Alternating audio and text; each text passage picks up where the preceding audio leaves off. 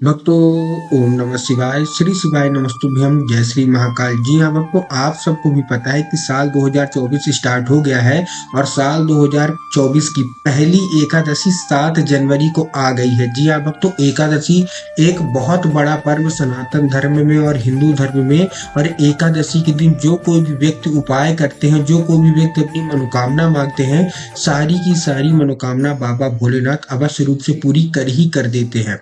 देखिए, पूज्य गुरुदेव कहते हैं कि ये जो उपाय आज जो मैं आपको इस वीडियो के माध्यम से बताने वाला हूँ, पूज्य गुरुदेव कहते हैं कि ये उपाय जो भी कर देता है उसको हजारों एकादशी का लाभ मात्र ये उपाय करने से हो जाते हैं। आज का ये जो वीडियो है मात्र आपके लिए है। अगर आपकी कोई भी ऐसी मनोकामना है जो कि पूरी हो ही नहीं रही है, तो आज मैं आपको मूंग का उपाय बताने वाला हूँ, जो कि आपको भगवान शिव और माता पार्वती दोनों के लिए करना है। मतलब आपको करना एक ही जगह है, लेकिन इस उपाय से माता पार्वती और भगवान शिव दोनों लोग एक साथ प्रसन्न हो जाएंगे। तो कैसे करना है, क्या करना है, पूरा बताऊंगा। पूज्य गुरुदेव की जो कथा हुई साल 2023 में, बहुत सारे लोगों ने पत्र लिखे, बहुत सारे लोगों ने ये बताया पत्र लिख के कि हमने एकादशी के दिन ये उपाय किया और हमको सारी की सारी जो हमारी मनोकामना थी वो भगवान भोलेनाथ ने पूरी की है। तो कौन कौन से ऐसे उपाय हैं आज इस वीडियो के माध्यम से मैं आपको बताने वाला हूं। तो उपाय ध्यान से सुनिएगा, ध्यान से करिएगा, पूज्य गुरुदेव की ही कथा सुन के, और बहुत अच्छे से समझ के आपको बताऊंगा।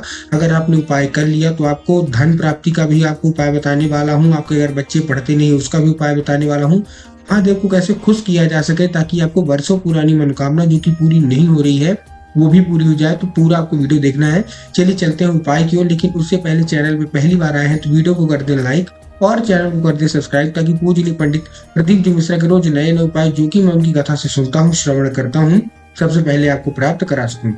तो देखिए, जो हमारा पहला उपाय है वो मूंग के दाने का उपाय है। लेकिन इसको करना कैसे, बिल्कुल ध्यान से करिएगा। सबसे पहले आपको पहुंच जाना है शाम के समय प्रदोष काल में। अब देखिए, प्रदोष काल किसको बोलते हैं? अगर जैसे शाम बीत रही हो, दिन ढल रहा हो, बिल्कुल सूरज ढल रहा हो और रात आने वाली हो, उसी को बोलते हैं हम लोग प्रदोष काल। ठीक है ना? तब आपको क्या करना है, आपको पहुंच जाना है कहाँ? समी पत्र के पेड़ के नीचे। जो समी का पेड़ होता है ना, उसके आपको पेड़ के नीचे पहुंच जाना है।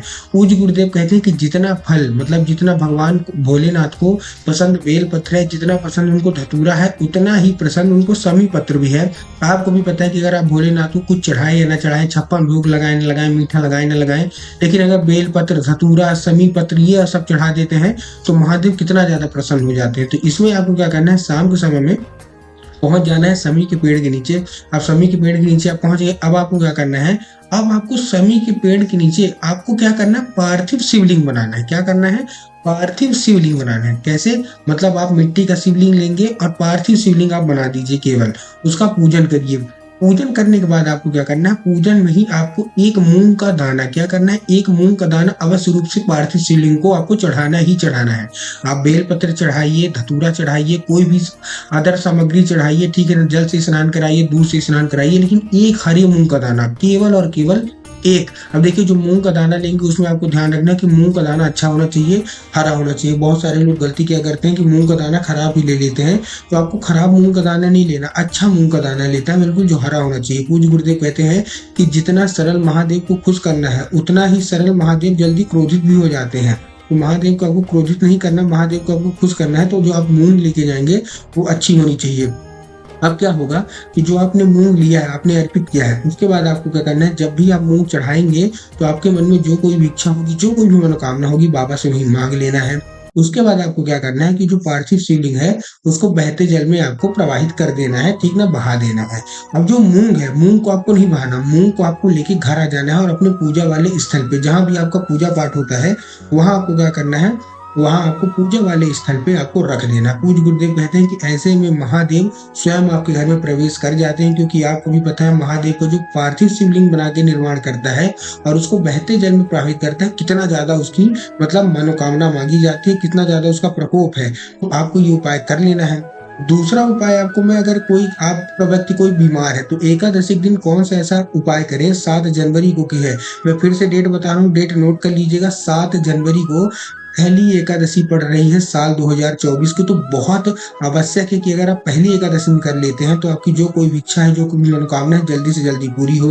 आपको क्या करना है, इस उपाय में जो भी व्यक्ति आपके घर का बीमार है, ठीक है, कोई भी बीमारी है, बहुत बड़ा से बड़ा रोग हो गया है, आपने बहुत ज्यादा प्रयास कर लिया लेकिन उसका जो रोग है वो ठीक नहीं हो रहा, आपको इस उपाय में उससे करवाना क्या है, देखिए उसी से करवाना है। ठीक, इसके बाद मैं आपको एक बेलपत्र का भी उपाय बताऊंगा जो कि आप कर सकते हैं, लेकिन पहला उपाय आपको उसी व्यक्ति से कराना है जो कि बहुत ज्यादा बीमार चल रहा है। उसको आपको क्या करना है, देना है काली तिल। कितनी, 3 से 4 आप काली तिल दे दीजिए। काली मिर्च नहीं लेना है। बहुत सारे लोग कंफ्यूज हो जाते हैं, उनके मन में इतना कंफ्यूजन हो जाता है कि गुरुदेव ने काली तिल बताया था कि काली मिर्च। मैं आपको फिर से बता रहा हूँ, ध्यान से सुनिएगा, इसीलिए बोलता हूँ उपाय पूरा सुना करिए। आपको चाहिए काली तिल, 3 से 5 आप ले सकते हैं और पहुंच जाना है शिव मंदिर। कब, सुबह से लेकर शाम तक कभी भी पहुंच जाना है। तिल लेने के बाद आपको क्या करना है, सबसे पहले आपको दक्षिण दिशा में खड़े होना है। दक्षिण दिशा में खड़े होना है, लेकिन आपका जो चेहरा है वो उत्तर की ओर होना चाहिए। उत्तर मतलब जिधर जलाधारी, जिधर से बहती है नीचे गिरता है जल जलाधारी से, उधर आपका चेहरा होना चाहिए। अब आपको जो काली तिल आपने लिया है वो आपको महादेव का एक नाम लेके अर्पित करना है। कौन सा, शंभेश्वर महादेव। जी हाँ भक्तों, शंभेश्वर महादेव का आपको नाम लेके अर्पित करना है। कैसे, देखिए महादेव के बहुत सारे नाम है, जैसे कुंदकेश्वर, चंद्रमौली, है ना, बटकेश्वर और भी बहुत सारे, नंदीश्वर, लेकिन एक नाम उनका है शंभेश्वर महादेव। तो आपको शंभेश्वर महादेव का नाम लेके आपको अर्पित करवा देना है और अपनी जो कोई भी मनोकामना मांगनी है, अपना रोग महादेव से बोल देना है। तो ये था हमारा पहला उपाय। दूसरा उपाय ऐसा है कि अगर कोई ऐसा व्यक्ति है जो मंदिर नहीं जा सकता, वो उठने बैठने के लायक नहीं है, तो उसकी बीमारी कैसे ठीक हो जाए। तो देखिए, आप अगर घर का कोई व्यक्ति है तो आप भी कर सकते हैं। कैसे कर सकते हैं, आपको इस उपाय में चाहिए 1 बेलपत्र और 1 लोटा जल। क्या क्या चाहिए, 1 बेलपत्र चाहिए और 1 लोटा जल। अब आपने ले लिया, 1 बेलपत्र भी ले लिया और 1 लोटा जल भी ले लिया और पहुंच गए कहाँ, शिव मंदिर। शिव मंदिर पहुंचने के बाद आपको क्या करना है, सबसे पहले फिर से आपको क्या करना है, दक्षिण दिशा में खड़े होना है और आपका जो चेहरा है वो उत्तर की ओर होना चाहिए। ठीक ना, आप खड़े हो गए। उसके बाद आपको क्या करना है, 1 बेलपत्र सबसे पहले आपको क्या करना है, अर्पित कर देना है। अर्पित करने के बाद देखिए, बेलपत्र भी जब आप लेंगे तो ध्यान रखना है कि बेलपत्र कहीं से भी कटी फटी नहीं होनी चाहिए।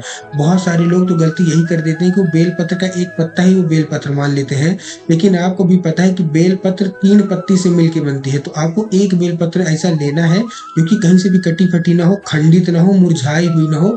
इस चीज का भी आपको ध्यान देना है। उसके बाद आपको क्या करना है, 1 लोटा जल लेना है जो कि तांबे के लोटे में जल होना चाहिए। अब देखिए, जो आप जल लेंगे वो आपका घर का जल होना चाहिए। पूज्य गुरुदेव बताते हैं कि बहुत सारे लोग क्या करते हैं, मंदिर परिसर से जाके जल ले लेते हैं। तो आपको मंदिर से जल नहीं लेना, आपको अपने घर से जल लेके जाना है। और 1 बेलपत्र, पहुंच गए आप कहाँ, शिव मंदिर।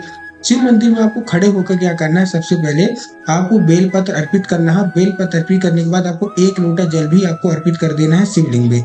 उसके बाद क्या होगा, जब वो जल जलाधारी से नीचे गिरेगा तो बाबा से उसको औषधि के रूप में, कि बाबा इसको औषधि बना दीजिए, दवाई बना दीजिए, और ऐसा बोल के जब वो जल जलाधारी से नीचे गिरेगा तो आपको किसी दूसरे पात्र, मतलब कोई भी कटोरी, गिलास, कुछ भी आप भर लीजिए और उसको लेके चले आइए। और जो भी व्यक्ति है उसको पानी के साथ या खाने के साथ पिला दीजिए। अगर वो ऐसे पी लेता तो बहुत अच्छी बात है, लेकिन अगर वो पीने से मना करते तो आप थोड़ा सा पानी में या चाय में थोड़ा सा आप उसको मिला के पिला दीजिए। पूज्य गुरुदेव कहते हैं कि बड़ी से बड़ी बीमारी होगी, मात्र 1 से 2 महीने के अंदर सारी की सारी बीमारी समाप्त हो जाएगी। तो उम्मीद करता हूँ आज का ये उपाय आपको अच्छा लगा होगा। उपाय अच्छा लगा हो तो कमेंट बॉक्स में हर हर महादेव अवश्य रूप से लिख दे।